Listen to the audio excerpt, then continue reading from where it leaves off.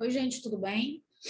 Hoje a gente vai falar sobre comunicação empresarial, nossa unidade 4, nosso capítulo 4, e a nossa conclusão, né, da nossa disciplina.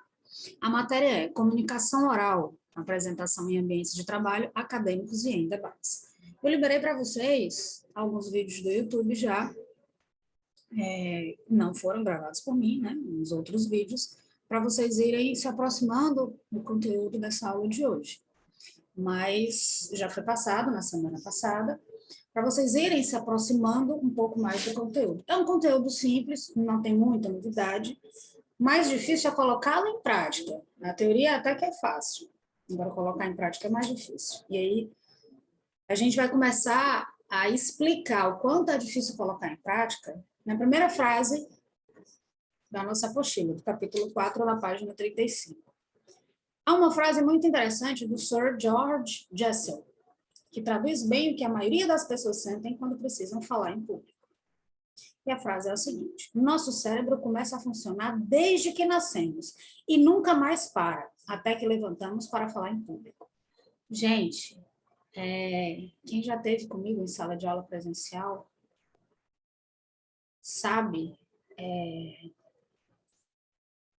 vocês são da tarde, à tarde eu não sei se tem tanto público assim na Unip, mas tem aulas na Unip à noite que tem salas com mais de 100 alunos.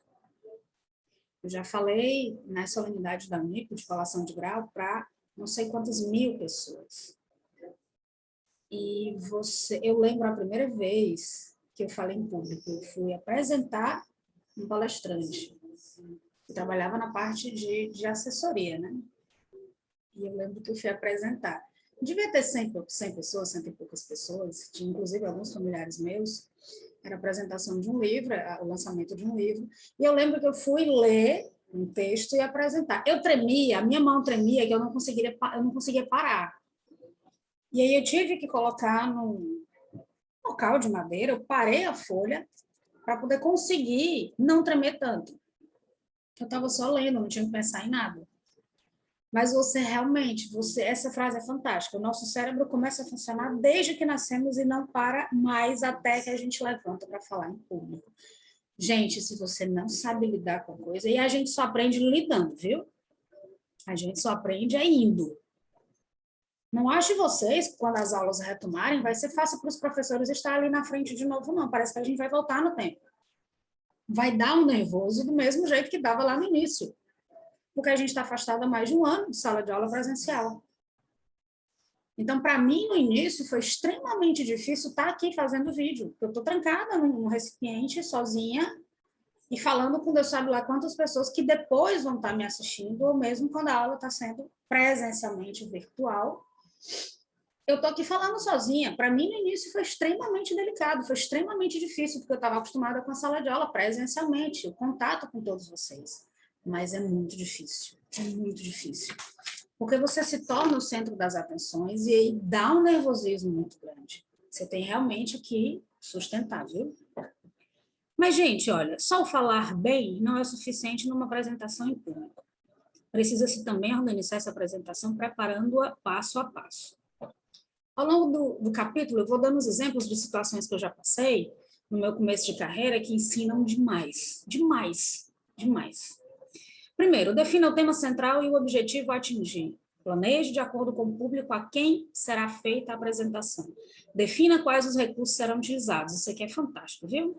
Flipchart, que são aqueles cavaletes de madeira que a gente coloca os papéis e tem uns pregadores em cima e vai riscando, passando para trás, ou rasgando, jogando fora. Vídeo, retroprojetor, coisa linda, né, gente? Data show, né? Projetor multimídia, entre outros. Retroprojetor é fantástico. Mas eu já tive isso em sala de aula, eu aluna, eu professora não me utilizei aluna. Depois de tudo planejado, prepara um esboço. Pode ser uma ficha de cartolina, e é bom que seja papel grosso, para não perceberem que você está tremendo na hora de segurar. Do que vai dizer na abertura, no desenvolvimento e na conclusão. Não é aconselhável escrever tudo o que pretende falar detalhadamente, pois isso tira a naturalidade, mas é muito importante ter o esboço como norteador. O que acontece? Eu lembro que comecei a dar aula numa cidadezinha maravilhosa, que eu sou muito apaixonada, aqui próxima, chamada Cascavel. E aí eu ia toda de malinha, de data show, de computador, de notebook, de apostila e tudo. Mas aí eu dava as aulas à noite para turmas de formandos de faculdade e às vezes nos finais de semana eu dava na pós-graduação. E aí era no sábado de manhã. Gente, só que na cidade interior as situações são diferentes. Quando falta luz, falta luz. E aí eu já dei aula, que eu lembro, quando era no período da noite, não, porque não tem claridade, a gente realmente tem que, né, paralisar a aula. Mas quando era no sábado, e todo o material que eu levava no data show, e todo o material que eu levava no computador, e tudo que eu tinha preparado caía por terra, porque não tinha energia. E aí eu tive que aprender a me redefinir. Eu tive que sair de casa para dar as aulas, palestras, seja lá o que for, sim, com todo um aparato profissional, mas preparada para dar tudo errado e eu estar só com caneta na mão, meu microfonezinho e meu conhecimento. E aí sim, gente, eu não abro mão. Sim, eu adoro rosa. Dá para ver? Dentro do vídeo, pronto. Eu não abro mão disso. Tá? E aí eu sempre tenho essa cadernetinha de lado, um caderninho de lado com alguns tópicos. E os tópicos, ele tem um esqueleto, ele tem o começo, o desenvolvimento e a conclusão. São pontos que eu coloco e aí eu vou desenvolvendo porque eu estudei antes, porque eu li, porque eu me capacitei muito bem para aquilo. Eu sou todo o material que eu preciso. Eu me utilizo de meios para facilitar a didática. Mas eu não preciso deles. Caso eles me faltem, eu me tenho. Certo? Um ponto positivo de falar em público é que podemos contar com alguns recursos que na escrita são mais difíceis de comunicar. Podemos mudar a entonação da voz para chamar a atenção do público, gesticular, fazer uso de expressão facial, entre outros. A comunicação não verbal. Eu já comentei com vocês que 70% da nossa comunicação não sai da boca. Da que sai da boca, 7%, se eu não estou enganado, acho que é 7%, é que são as palavras. Ainda tem os 23%, que é a entonação, e ainda tem os 70%, que é da cabeça aos pés. Certo?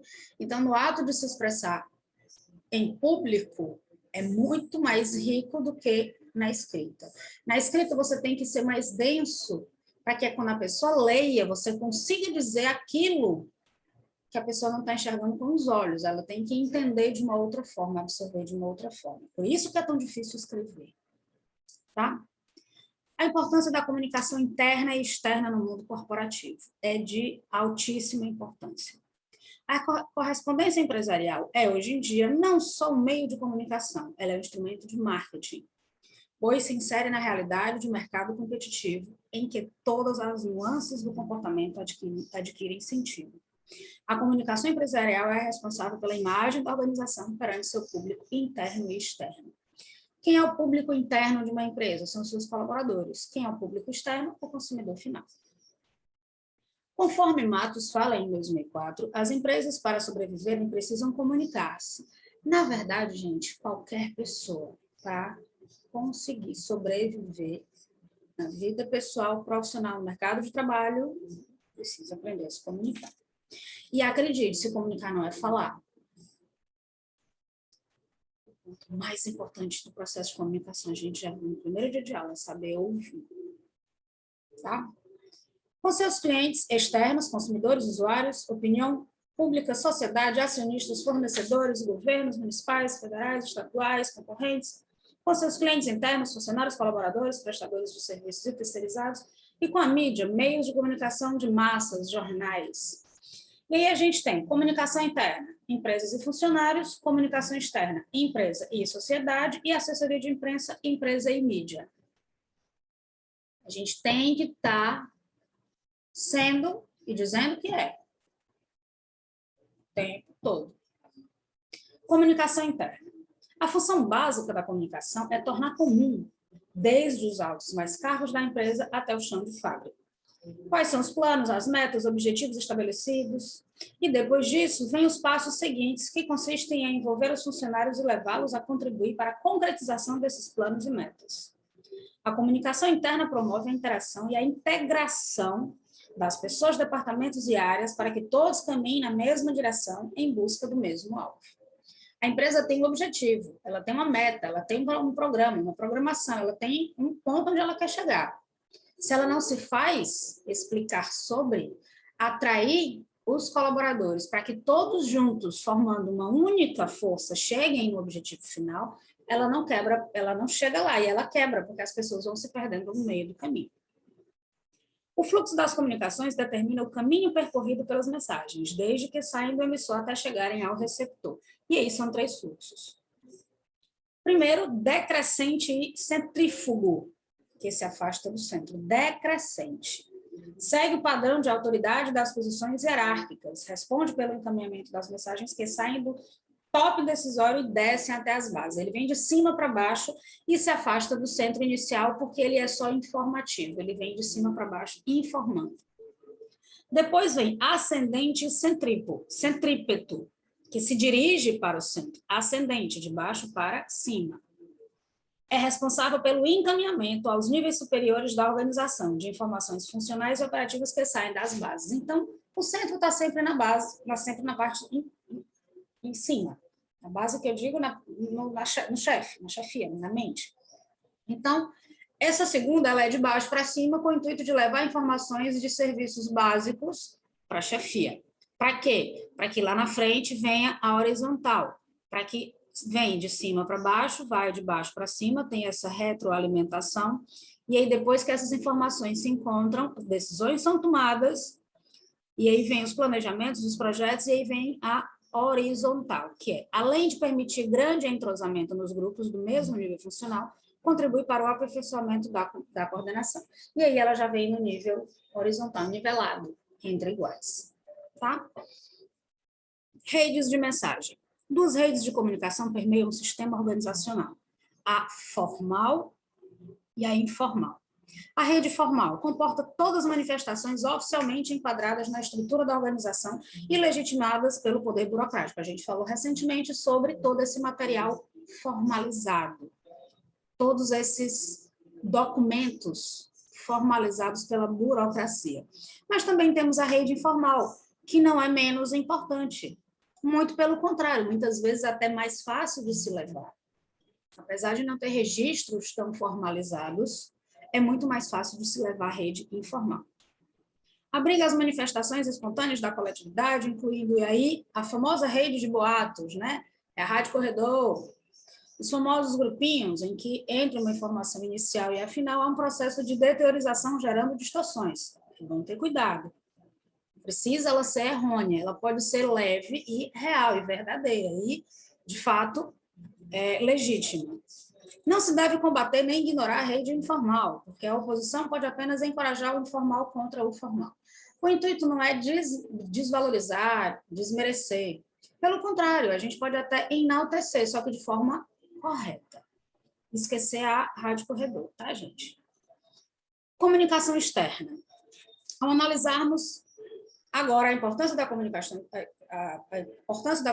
externa, podemos citar um dito chinês, milenar, que diz: se não mostrares o que és, permitirás que pensem o que não és. E aquilo que eu disse, não se basta ser, tem que se dizer que se é. Se eu não falo que eu sou boa em algo, não estou dizendo que eu sou melhor do que ninguém. Mas se me perguntarem se eu sou boa, eu vou dizer que não sou, tá ruim. Para que eu estudo? Para que eu viro noites? Para que eu me capacito? Para ser boa. Então, sim, eu sou boa. Mas você sabe fazer tudo? Não. Ainda não aprendi determinadas coisas, mas eu tenho capacidade de aprender. Então, a gente tem sim que fazer o marketing pessoal e aprender a se vender bem. Ah, então é bichona, sabe tudo? Não, eu não sei de tudo. Mas tem algo que eu sei. E as outras coisas eu não digo que eu não sei. Eu digo que eu ainda não tive a oportunidade de aprender, mas que eu tenho condições de aprender. Porque eu abro portas para possibilidades, tá, gente? Entre os objetivos da comunicação externa, a gente pode destacar alguns deles. Construção da imagem institucional da empresa, atendimento às exigências dos consumidores mais conscientes dos seus direitos, adequação dos trabalhadores ao aumento da competição no mercado, defesa de interesses junto ao governo e aos políticos, encaminhamento de questões sindicais relacionadas à preservação do meio ambiente, entre outras. Então, são muitos os motivos para que esse tipo de informação interna e externa seja extremamente bem conduzido. Atendimento ao cliente. Antigamente, o foco estava no produto. Hoje em dia, o foco está no cliente. Tá? Até porque quem traz dinheiro não é produto, é o bolso do cliente. Então, se você está focando no produto, você vai perder esse cliente. A evolução nas formas de relacionamento cliente e empresa tem se dado com uma velocidade assustadora. A partir dos anos 90, como fruto da estabilidade econômica no cenário nacional e da globalização aliada ao processo das telecomunicações, passa-se a observar uma profunda mudança no âmbito das relações de consumo. O foco de atuação passa a ser o cliente e não mais o produto. Tá? Então, o cliente é que a gente foca. É ele que vai me trazer o dinheiro e outros clientes. Gerenciando o relacionamento com o cliente, né?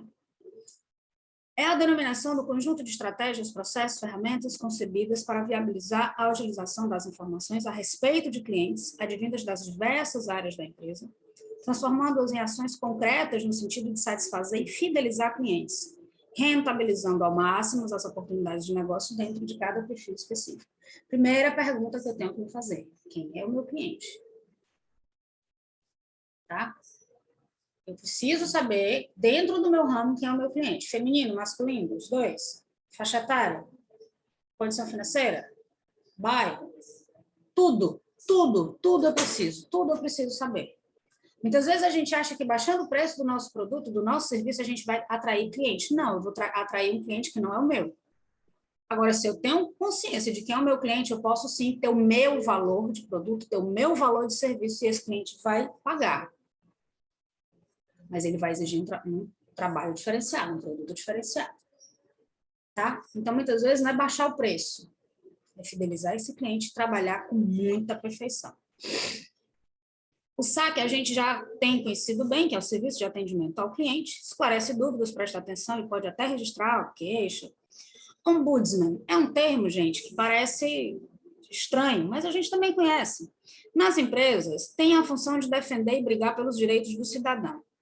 Se for interno de uma empresa, ele vai lutar pelos direitos dos funcionários. E se for externo, dos consumidores, nos dois casos, frente ao dirigente da empresa. Então, ele é a voz do cliente interno ou cliente externo perante a empresa. Ele é aquela pessoa que defende o colaborador, o funcionário, para com a chefia e defende os clientes externos para com a presidência da empresa, procurando sempre uma resolução que agregue ao cliente, interno ou externo, e não seja simplesmente a voz do dono, e sim a voz do cliente. Assessoria de imprensa. Ela funciona integrada ao processo de comunicação externa da empresa e cuida do fluxo de notícias e informações da empresa para a mídia. É uma rede que dá uma assessoria à empresa para levar material para ser divulgado mediaticamente. Bases para uma boa comunicação na empresa e na vida de acordo com Matos. Eu vou ler algumas porque são muitas. Para que ocorra comunicação eficaz entre duas pessoas, emissor e receptor, é vital que se observem as seguintes regras. Primeiro, saiba-se o que vai dizer. Depois, a quem se vai dirigir. Determine os seus objetivos, consulte outras pessoas, saiba como dizer. Eu preciso dizer algo. Quem é o meu público? Eu preciso saber como esse público vai ouvir o que eu vou dizer. Se eu for fazer uma mesma palestra do mesmo tema para públicos diferentes, eu preciso fazer de formas diferentes. Aí eu preciso usar minhas ações, compreensão, compartilhar todo o meu conhecimento, ter um feedback desse público. Eu vou falando, o meu tom de voz vai me dizendo se está interessante, se está dando sono, se está ficando chato. O público vai me trazendo esse feedback. Examine o ponto criticado, expresse seu interesse, evitar termos técnicos. Gente, me desculpe, o que é Lumena no Big Brother, meu povo? O que é aquilo? É chato demais. Não vou nem dizer a palavra, porque não cabe, ali são termos acadêmicos, na linguagem da psicologia. Quando a gente está em projetos acadêmicos, a gente fala daquele jeito, não no meio da rua, é ridículo, mas é uma opinião minha. Procure ser claro e objetivo, e por último, saiba ouvir.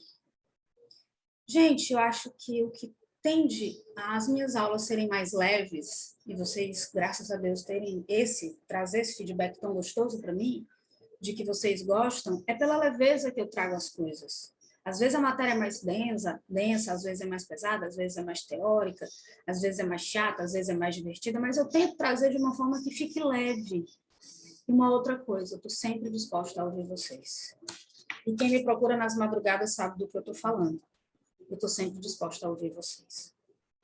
Imagem organizacional. Gente, imagem é tudo. Claro, pelo amor de Deus, uma imagem vazia não chega a lugar nenhum. Eu preciso ter conteúdo. Claro que eu preciso ter conteúdo. Mas a imagem chega antes do conteúdo. Eu preciso ter primeiro o conteúdo. Primeiro eu me fortaleço. Eu tenho conteúdo. Mas quando eu chego no mercado de trabalho, quem chega primeiro é a imagem. Agora, se eu não tenho conteúdo, a imagem quebra.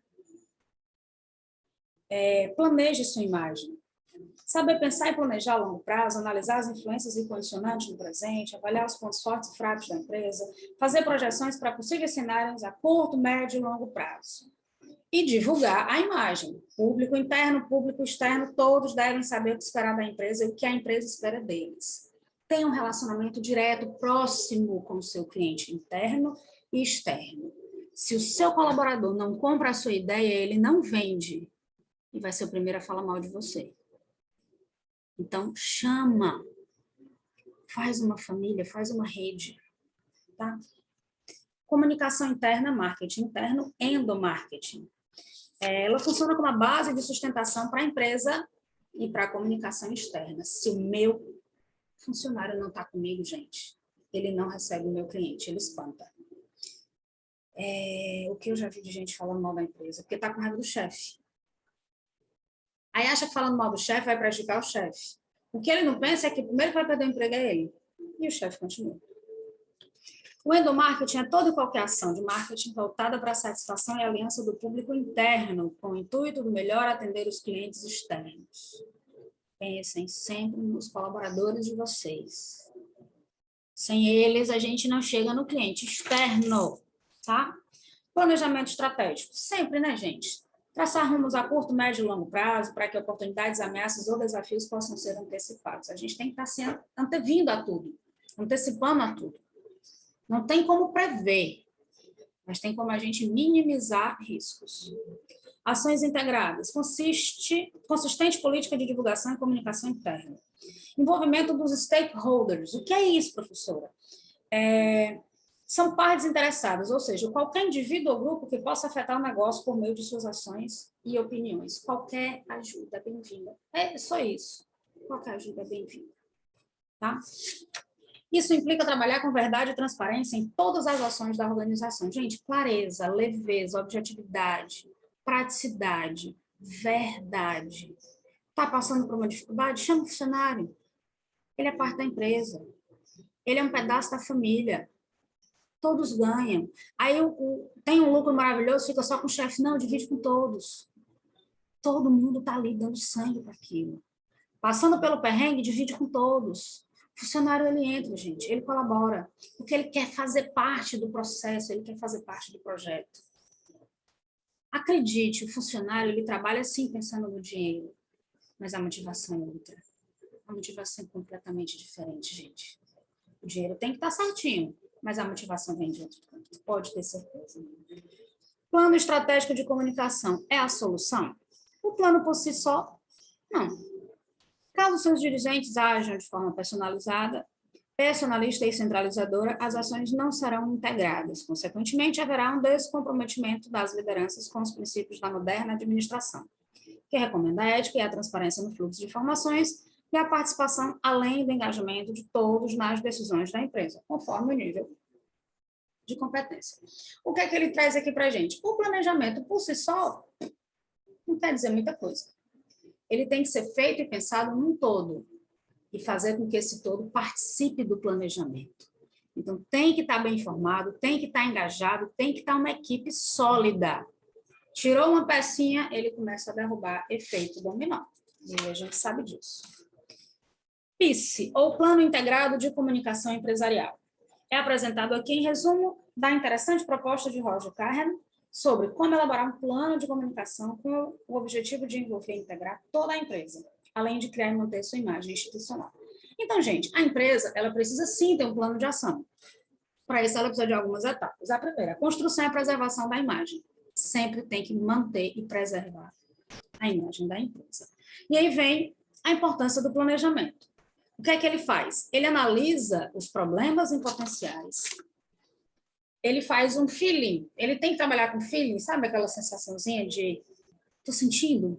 E ousadia. Tem que ser criativo. Tem que ser gostoso. Tem que ser lúdico. Tem que ser divertido. Apesar da carga de responsabilidade. E aí o modelo básico, como todo trabalho que a gente vê, tem que ter um começo, meio e um fim. Então, tem que ter as suas considerações iniciais, o que é que eu considero, o que é que eu quero. Tem que ter análise, tem que ser pé no chão, tem que ter objetivo, tem que ter data, tem que ser mensurável, conquistável, realizável. Tem que ter, sim, a execução, que são as atividades, e no final, claro, a conclusão, que é o fechamento. Porque não adianta a gente começar, muitas pessoas ficam no começo e no planejamento e não executam, e aí fica muito sonho sem a concretude, sem a realização. E aqui é isso. A gente encerra a nossa página 56, a nossa apostila, e aqui a gente tem o nosso encerramentozinho dela, concluindo a nossa... Cadê? Não sei, cadê? Não aparece. Mas está aqui na minha mãozinha, comunicação empresarial. A gente encerra o nosso semestre, a gente encerra a nossa unidade 4, o nosso capítulo 4. E aí, a gente se encontra na próxima aula para a gente dar o fechamento da disciplina e o encerramento.